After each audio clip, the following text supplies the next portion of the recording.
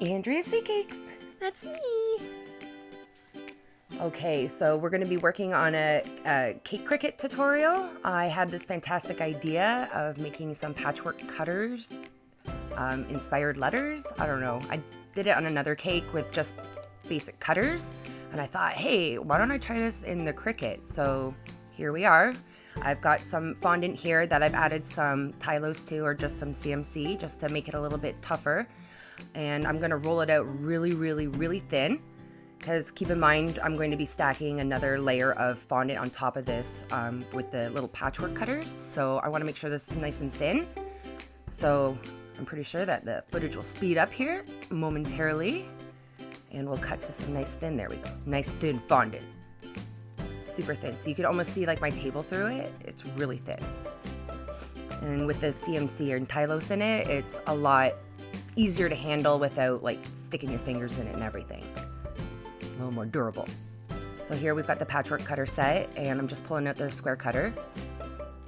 This thing's awesome. It cuts like what, how many?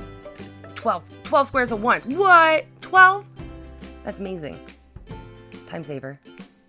Everyone loves a good time saver in the caking world, right? Who doesn't? So here we go. Cutting out some squares. Making sure we got a nice clean cut. Wiggling that cutter back and forth. Back and forth, back and forth. Just get rid of that excess. Here, I'm just making sure I have a clean cut and just removing any stragglers. And just pop them out onto your table. And get them all cut out.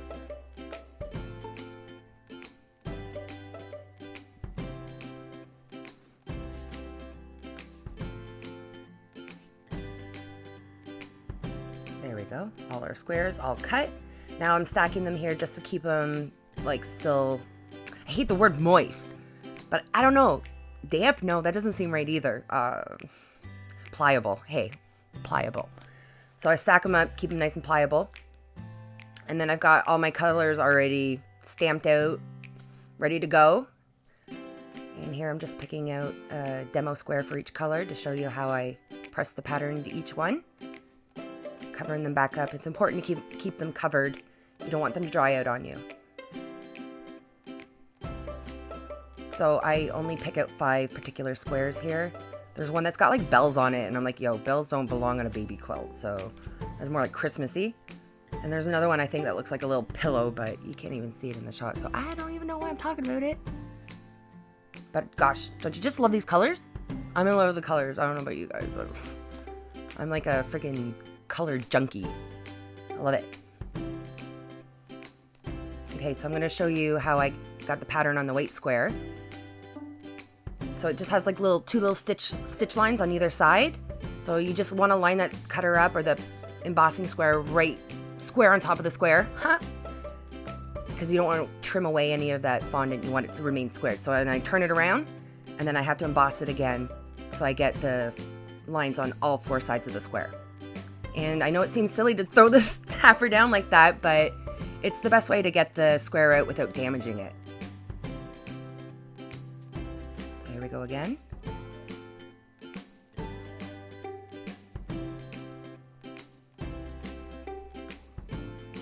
Second time. And there we have it. All the way embossed. All the way around. And like I said, I like to stack them after I emboss them so that they still stay pliable, was the word I used. So here's the yellow. It's like a little polka dot. Bam, bam, bam, bam, bam. I don't know if that was necessary, but oh, nice blurry shot there for you.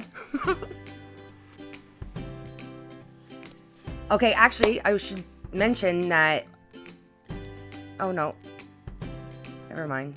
I don't need to mention that yet. I'm using gum paste here. And I use about 50% gum paste and 50% fondant. I didn't want it to set up incredibly firm right away, so I wanted it to be kind of soft. So like the fondant I rolled out earlier, we're gonna roll it out really super thin. Nice and thin. speed that up for you. Come on.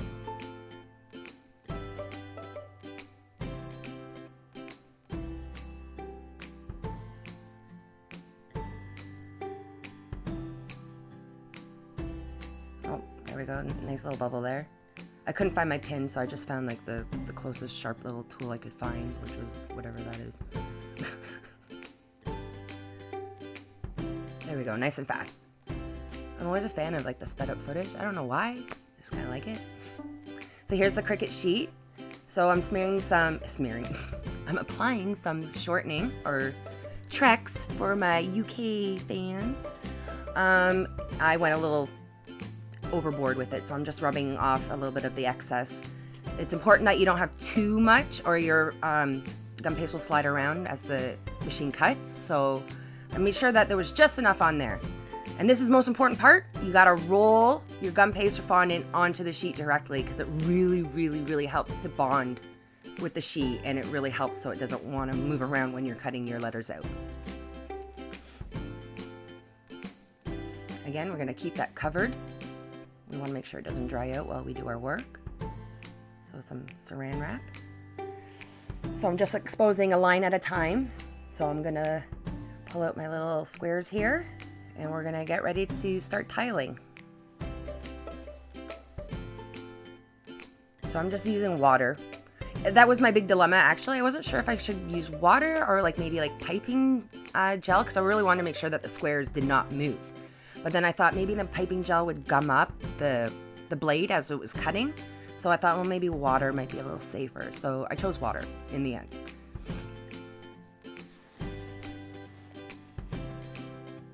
I also made sure to like heavily saturate, like not so that it was soaking wet, but I did work up a nice little sticky mess there, and I fully covered the entire area that I was going to lay the squares. I wanted to make sure that every corner of that square was covered in stickiness.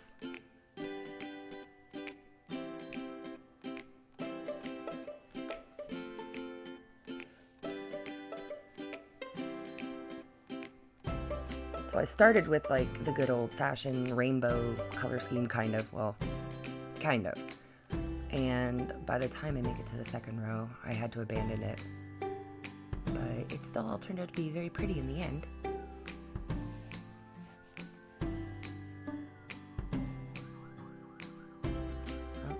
Sounds of living in the big city.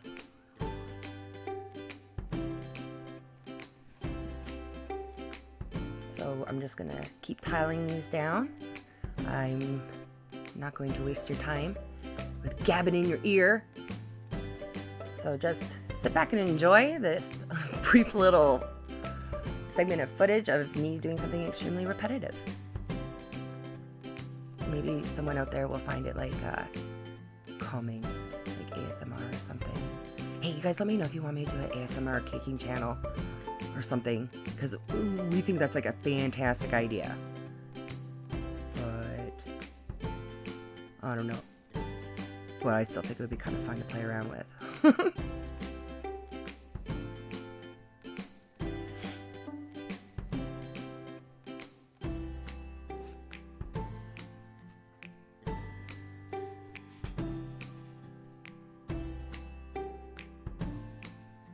Try to work relatively quick because, you know, as it's exposed, it is air drying. So it's very important that you try to work quickly. That's why it was a good idea that I had all my squares already pre-made, sitting off in the corner there, just chilling, waiting to be exploited.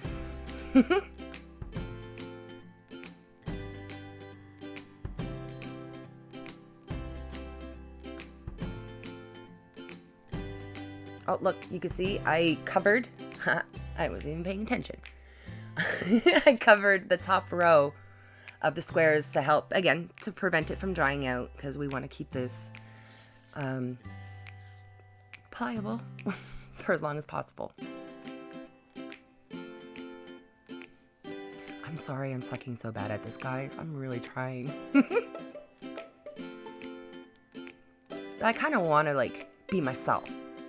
Because in my first videos, I was really worried about what people were going to think of me and everything. And so far, everyone's giving me mad love. So I'm back with a vengeance, and I'm just gonna keep giving you guys what you want. So please feel free to leave comments below and let me know what you guys want, because I always want to give you guys what you want. Hey, can I say what you guys want again? What you guys want? Okay, we're almost done here. Final row. Once we finish off the squares, we're gonna cover it nice and tight with some saran wrap, and we're gonna pop that into the freezer. And that was another trick that I thought that might help keep the squares nice and stable while the machine did its thing. So that's gonna go into the freezer for about 15 minutes. So here we are, ready to cut it out. I'm using the cupcake cartridge. There's my dirty little Cricut machine. So I've turned it on. And I'm just adjusting it right now. Those are the buttons that move the arm around so that you can position your blade just where you want it. I wanted to make sure that it was like just far enough into the squares that it was gonna go on the outside of the squares as it made its cut. So I pressed the font button up in the left, and now I'm just typing in the name Lily and cut. Ooh, fingers crossed. This is my first attempt at this, and I don't know. I thought it was a genius idea. I've never seen anyone else try it. I don't know. To be honest, I never even looked. Hey, look, it worked. Woohoo! I love it. It's so colorful. So, I don't know. I thought this was a fantastic idea. I felt like it was a win. And I was very pleased with how it turned out. And once I saw that it worked, I have so many ideas I want to try now. So many ideas. Oh, here, anybody a fan of Simply Nailogical? We got some peel porn going on here for you. Everybody love a little bit of peel porn? Love it. Delicious. Isn't that beautiful? Oh my God. I was like beaming on the inside. I was so happy to see that it actually turned out, and it like cut so clean. Like so clean. And I don't know if that was because 2 layers, pop it into the freezer. I don't know what it was, but oh man, I was like, woo! I was so happy. I was like, I gotta share this with the world. So I'm just peeling it off the mat here with my palette knife because it's stuck nice and tight. And I'm just popping it onto a dusted board. And I'm gonna allow it to dry before I apply it to the cake. So I cut this out like 3 days in advance. And you can see my number 1s over there. Aren't they so beautiful? I love them so much. I end up using the larger one for the actual cake. So there it is, you guys. That's my patchwork cake Cricut font tutorial. I don't even know what to call it. But there you have it. You can see in the picture that I actually did not end up using the font that I chose in the video. I went with another. You saw that I had a big portion of the gum paste left over. So I was like, I'm not gonna let that go to waste. So I tried it again. I used the birthday cakes cartridge, I believe, and I ended up using that font on the actual cake. But all in all, they both are beautiful. So thanks so much, you guys, for watching. I really appreciate you taking the time to come and visit me. Oh, aren't we like a little fam here and everything? Ugh, I watch too much YouTube. I'm calling you guys a fam already. Oh my God. Anyway, well, thanks a lot for tuning in, and thumbs up this video, comment, and share. I'd really appreciate that, and we'll see you next time. Bye, guys.